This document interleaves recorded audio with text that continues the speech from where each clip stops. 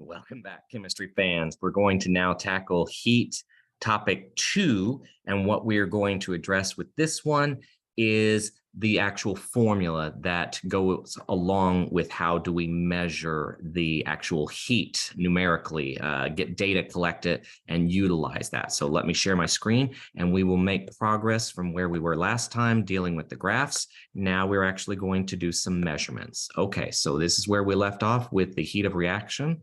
Well, in this, we have a new term. It is called specific heat. We must know what it is so that we can utilize it in the formula. Specific heat is a measure of the amount of energy it takes to raise the temperature of 1 gram of a substance by 1 degree Celsius. Now, gold has a very low specific heat. It does not store energy. Heat moves through it very quickly. So does electricity. And it has to do with the fact that it is quite dense. The electrons are very, very close together. And so the heat excites the electrons, the atoms as well, and it moves from one to the next. But in a liquid, they're a little bit more spread out. There is a gap in between all of the molecules of water, and that allows for extra energy particles to get lost in between. So it has a much higher specific heat. It does not store the energy as well. So it will take a lot longer for us to reach a temperature of 90 degrees in this example with the water than it would with the gold. The gold conducts heat a little bit better. So here's our formula that we are going to use. Heat, for whatever reason, they decide to use the symbol Q. If you want to use H, it makes much more sense to me, and I am perfectly on board with that. M is mass. That makes a whole lot of sense. That's easy. Mass of the object that we want to measure the heat of. Then there's this weird value C, and again, that's specific heat. Now, why did they do that? Heat is the capacity to store heat. So specific heat, that is what they're actually measuring. So they chose the C value for it. Now, temperature change is actually final minus starting heat or temperatures. So these are the temperatures, final minus starting temperature. They call it initial, F minus I on this one. All right. The units of that specific heat value, and sometimes it will be symbolized as a CP, sometimes it will be symbolized as just a P.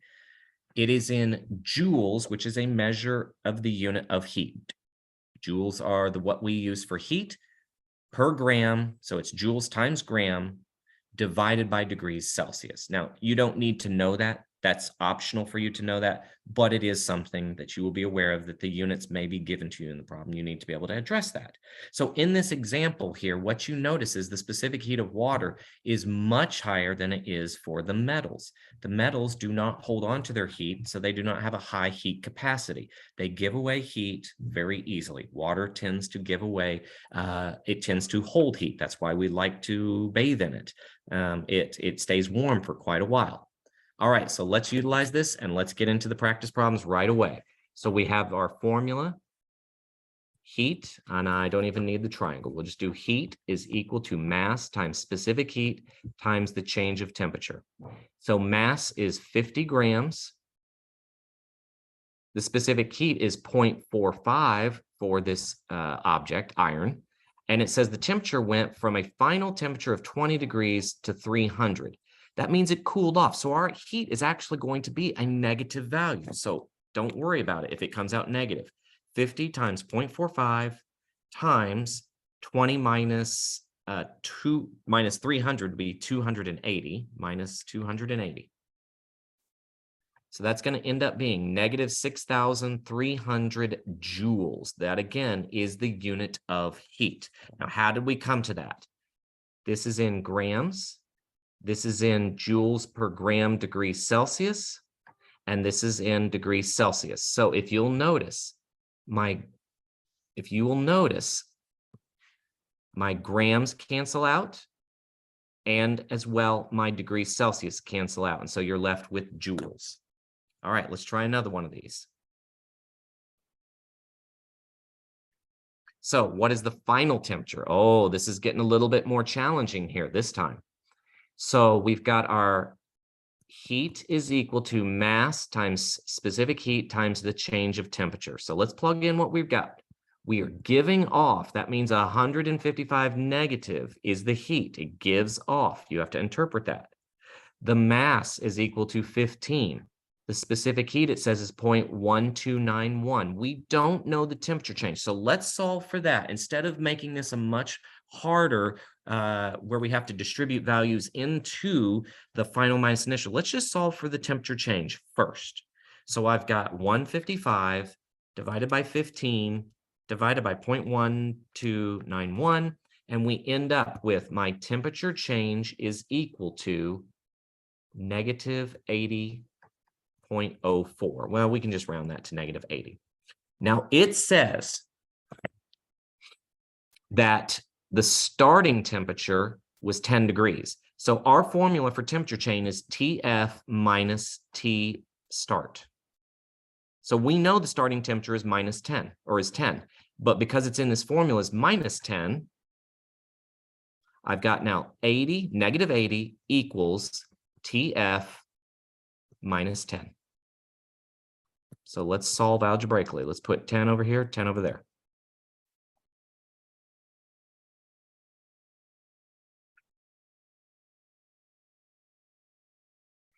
And so here we go. We've got negative 70 is equal to TF. And so the temperature change is where we end up here at negative 70.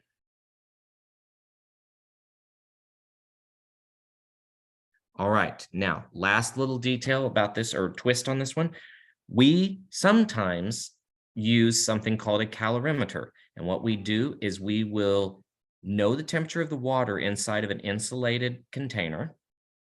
We're going to drop something hot inside of this insulated container. Well, once we do, it gives away its heat to the water. So we will have an initial temperature and we will have a final temperature of the water. We will have an initial temperature of the hot metal and we will have a final temperature of the hot metal. And so we're going to need to measure this scenario. So what ends up happening is heat in is equal to negative heat out. This is what we have to work with. And we have a formula for heat. It's mass times specific heat times the change of temperature is equal to negative mass times specific heat times the change of temperature. So we've got two scenarios here. We've got the heat coming in, and that's from the metal. And then we have the heat going out. I'm sorry, the heat coming in, that's to the water. And we have the heat going out, and that's from the metal. So let's see if we can plug in values now to simplify this. So the metal is 40 degrees. I'm sorry, 40 grams of metal to start. And it has a specific heat of 0.386. It says that it started out at 200 degrees. So we don't know the final temperature, but we do know that it started out at 200. Now over here, we used 80 milliliters of water. That means we used 80 grams of water. The specific heat of water is a constant 4.18. I have that something memorized. I would share that with you. And it says that the water was at 18 degrees to start. Now here's the deal. The temperature of the water and the metal will both end up being the same temperature because they're in the same container at the end.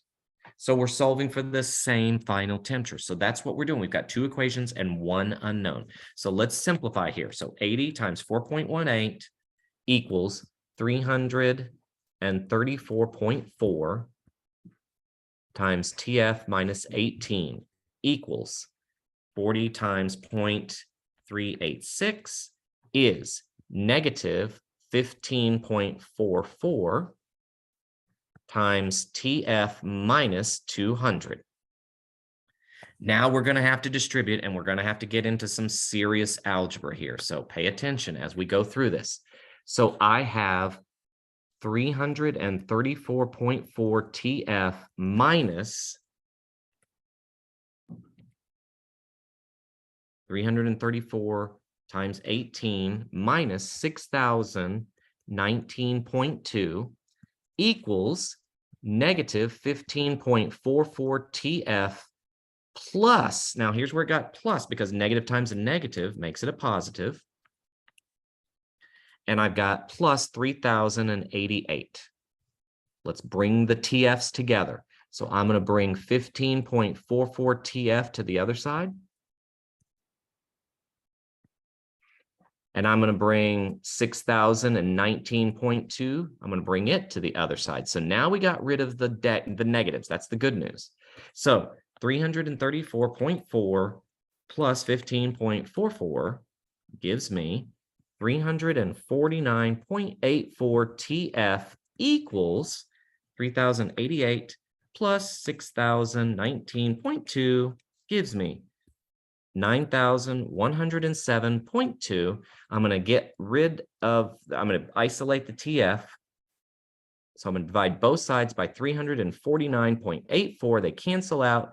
My TF is equal to 9,107.2 divided by 349.84. TF equals 26.03. With sig figs, it's probably somewhere in the neighborhood of 26.0 degrees Celsius. So the metal started at 18 degrees. It went up to 26 degrees Celsius. The metal started at 200. It went all the way down to 26. So it cooled off and the metal heated up. This is everything that I wish to share with you today about the topics that we need for our first discussion on heat. Thank you very much. I will talk with you again soon. Farewell. Goodbye.